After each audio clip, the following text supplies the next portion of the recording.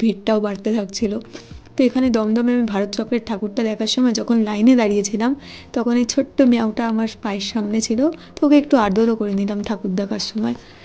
দিয়ে আমি এখন এই যে যাচ্ছি, এখন দেখতেই পাচ্ছ, এটা এটা এটা না আমি ঠিক বলতে পারবো না, আই থিঙ্ক এটা ভারত চক্রই, কারণ ওখানে ভিড় ছিল, তারপর লাইন যেখানে লাইন দেখেছি আমি ঢুকে পড়েছি, এবার বোর্ড দেখতে ভুলে গেছি কোনটা কোথাকার ঠাকুর, ভালো ভালো প্যান্ডেল দেখেছি, ঢুকে পড়েছি যে চলো দেখা যাক।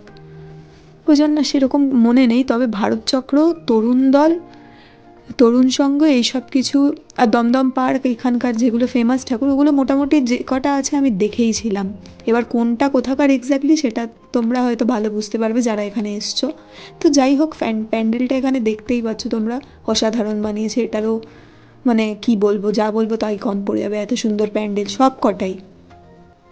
কিন্তু তার সাথে মাও খুব সুন্দর ছিল। এই যে তরুণ সংঘ, এটা মেবি তরুণ সংঘই, কারণ ওখান থেকে তো ডাইরেক্ট সোজা হেঁটে আমি গেছিলাম ওই তরুণ সংঘের দিকে। ওখানেও মোটামুটি ভালো ভিড় ছিল, লাইন দিতে হয়েছে এখানেও মোটামুটি অল্প, কিন্তু একদম যখন রাত বাড়তে থাকে 7টা 8টা, তখন থেকে কিন্তু ভিড়টা বেশি বাড়ছিল, কারণ অনেকের মানে দূরে থাকে, দূর থেকে আসে অনেকে, ওই জন্য ভিড় ছিল।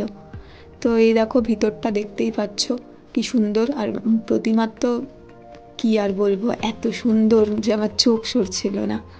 তারপর এখান থেকে আরেকটা ঠাকুর ছিল, এটা মানে দমদম পার্ক ছিল মনে হয়, আমার ঠিক মনে নেই। যাই হোক, এখানেও ঢুকে পড়লাম, এখানেও ভিড় ছিল ভালো। তারপরে ওখান থেকে আসার সময় রাস্তার কাছে একটা প্যান্ডেল ছিল, ওটাও মোটামুটি খারাপ না, এটাও মনে হয় কোনো বড় পুজোই ছিল, মনে নেই ঠিক, আমার কোনোটাই মনে নেই, আমি বললাম না যে আমি জাস্ট ঢুকে পড়েছিলাম। যাই হোক, আজকের দিনটা মোটামুটি এইটাই আমার লাস্ট ঠাকুর দেখা ছিল, দিয়ে আমি অনেক বেজে গেছিলো বলে ডাইরেক্ট বাড়ি গেলাম তখন। তো যেতে যেতে তোমাদেরকে একটাই কথা বলবো, আমার এই ভিডিওটা আজকে ভালো লাগলে লাইক, কমেন্ট, শেয়ার অ্যান্ড চ্যানেলটা সাবস্ক্রাইব একদম করতে ভুলো না। দেখা হচ্ছে নেক্সট ভিডিওতে, টাটা।